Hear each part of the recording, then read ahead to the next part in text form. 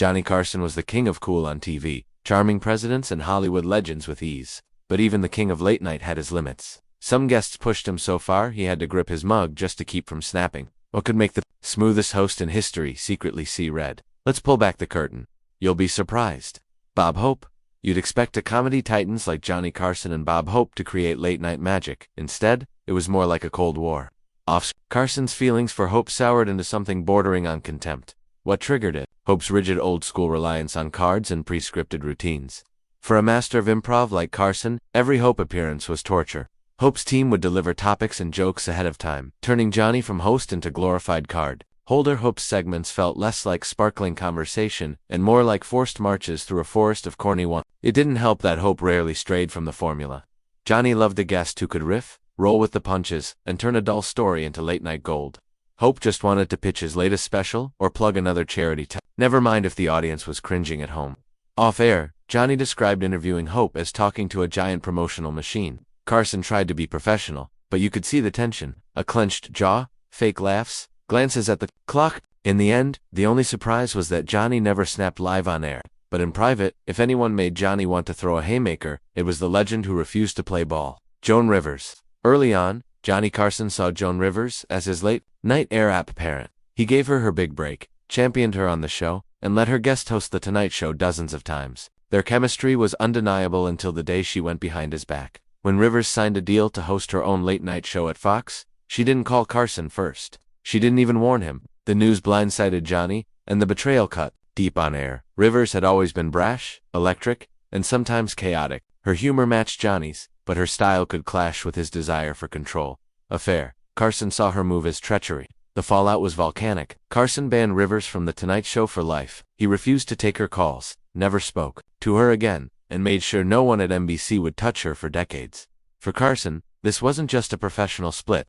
It was personal. There's no question that for years, just hearing Rivers' name was enough to make Johnny's blood pressure spike. If ever there was a guest who made Carson want to put a fist through the phone, it was the comic he once called a friend, Wayne Newton. Johnny Carson was famous for his barbed jokes, but with Wayne Newton, things got dangerously real. Carson had a habit of ribbing Newton's flamboyant image, calling out his high voice and glossy Vegas persona, sometimes veering into personal territory. At first, Newton took the teasing in stride, but as the jokes piled up, so did Newton's resentment. The feud exploded backstage when Newton marched into Johnny's office, slammed the door, and delivered a chilling ultimatum. If you ever make fun of me on your show again, I'll take you out back and show you what being a man is. Carson, not known for physical confrontation, was visibly shaken. The incident rattled him so much that he toned down the jokes. But the chill never thawed. Carson went out of his way to avoid Newton as a guest, knowing one wrong word could bring real fist flying. If ever there was a guest who made Johnny feel like swinging, it was Wayne Newton, the singer who turned The Tonight Show into a near-cage match. Mr. Rogers. How could anyone hate Mr. Rogers? The truth. Fred Rogers was the ultimate anti-guest. Johnny thrived on wit, wordplay, and gentle roasting.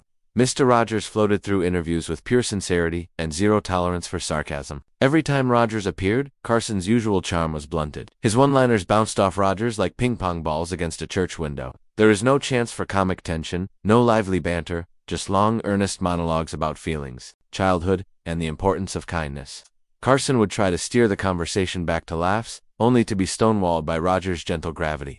It was late night's answer to water and oil. Fans noticed Johnny's discomfort, watching him fidget, force a smile, and wish for a commercial break. Rogers never meant any harm, but his style left Johnny feeling trapped and powerless. Not hatred exactly, but if ever there was a moment Johnny dreamed of tossing his cue cards in frustration, this was it. Charlton H., legendary actor. Charlton H. entered The Tonight Show studio like Moses descending from the mountaintop. Weighty, self-important, and ready to lecture. Carson, who valued fast-paced banter and quick wit, found himself stuck in slow motion every time H took a seat. Hun's grand old Hollywood style was all long speeches and self-serious gravitas. He droned on about classic epics, politics, or his latest cause, never letting Johnny slip in a joke. The interviews became a test of patience. Carson's signature humor died under H's relentless sincerity. Worse, H's outspoken political views, particularly his leadership of the NRA in later years, clashed with Carson's more centrist style, bringing awkward tension into the studio. Off-camera, Carson reportedly described having H on as a chore. If there was ever a guest, Johnny wanted to hit the eject button on, literally and figuratively.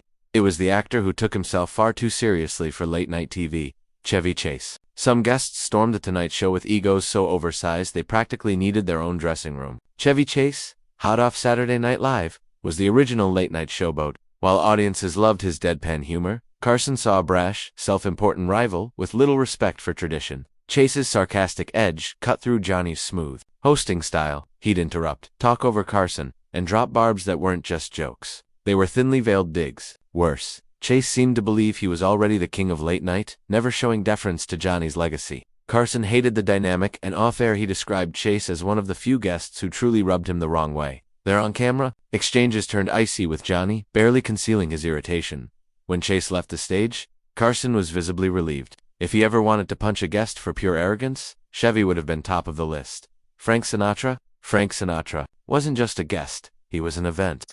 But with that fame came chaos. Sinatra arrived with an entourage, disrupted production, and even stormed Johnny's monologue uninvited just to make an entrance. For Carson, who valued control and rhythm, these moments were pure sabotage. Sinatra was notorious for acting like he owned the set, often breaking the unspoken rules of late night. He could be dismissive, make demands, and expect special treatment, sometimes even pushing Johnny to the edge of his own patience on air. One famous moment saw Sinatra barging in on Carson's opening routine, turning the night into a power struggle. Behind the scenes, Carson bristled at being overshadowed and disrespected by the chairman of the board. For all their mutual showbiz respect, the truth was, if Carson had a fantasy guest boxing match, Sinatra would have laced up the gloves for round one. Shelley Winters was one of those guests who could blow up The Tonight Show. In a heartbeat, the Oscar winner would bulldoze over Johnny's questions, change topics mid-sentence, and steal the spotlight with wild antics. On one notorious night, she removed her shoe and handed it to Carson live on air, leaving Johnny speechless and more than a little ticked off. Way's boldness and unpredictability made for unpredictable television, but also frayed Johnny's nerves. He liked controlled chaos, not outright mutiny.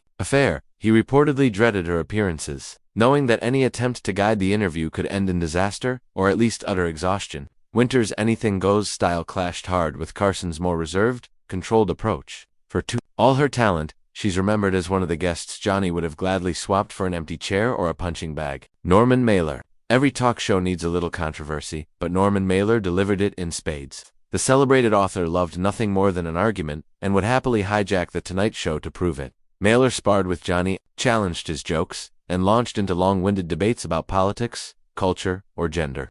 Carson, whose own brand was breezy charm, found Mailer's confrontational style exhausting. On nights when Mailer was on the schedule, Carson would brace himself for fireworks. Mailer's ego, intensity, and refusal to play along with the show's rhythm made him the ultimate anti-guest. A man who treated every appearance as a duel. For Johnny, it was like stepping into the ring with a heavyweight who didn't know when to quit. There's little doubt Mailer made Johnny want to throw more than just questions his way. Zsa Zsa Gabor, queen of glamour and drama, was The Tonight Show's ultimate scene stealer. Gabor dominated conversations, dropped names, and spun endless tales about her wealth, marriages, and wild social life. Her constant self-promotion and flirtatious banter hijacked the flow of the show, forcing Johnny into the role of passive audience. Carson, who loved witty back and forth, found himself steamrolled. Gabor's lack of self-awareness and inability to take a joke meant Johnny's legendary quips landed with a thud. Off camera, he complained about her diva antics, and on camera, you could see the strain behind the smile. Gabo